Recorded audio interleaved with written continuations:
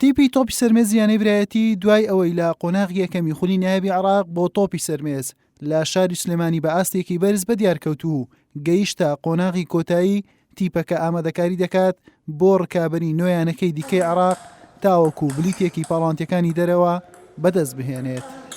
تیپەکە لە نێو کەمپێکی ناوەخۆیی مەشق و ڕاهێنانی چڕدایە پاڵپشت بە ڕاهێنەرێکی بە ئەزموون و یاریزانی بەتوانە چاوی لە ئەنجامی باشە. ئێمە وەکو یانی وەرزشی برایەتی دایمەن لە پاڵەوانەتەکانی عێراق و کوردستان ڕکابەرێکی بەهێزین لە نێوان تیپە بەشداروەکان بۆ ئەم ساڵیش تیپەکەمان تیپێکی بەهێزە و پشتیوان بەخوا دەتوانین تاقەتی بەهێز بین لە پاڵەوانەتی عێراق بۆ قۆناغی کۆتایی. یاریەکانی قۆناغی کۆتایی خولی نایابی عێراق بۆ تۆپی سەرمێز وا بڕیارە ڕۆژی چوارشەمە لە شاری سلێمانی بە بەشداری دەیانە دەست پێ بکات و با شێوازی خول یاریەکان بەڕێوە بچێت.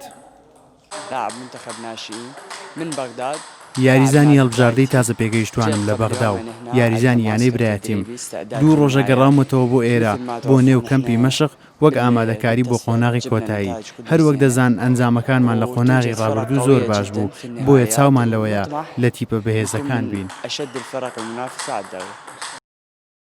یانەی برایەتی جارێک بووە تا پاڵەوانی کوردستان و باشترین ئەنجامیشی لەسەر ئاستی عێراق پلەی دووەمە و 4 جاریش بەشداری پاڵەوانتی یانە پاڵەوانەکانی عەرەبی کردووە و 2 جار پلەی شەشەمی خولەکەی بەدەستهێناوە هەر بۆیە ئامانجی برایەتی بەدەستهێنانی پلەکانی پێشەوەی خولی نایابی عێراقا تاوەکو بەشداری یاریەکانی دەرەوە بکات.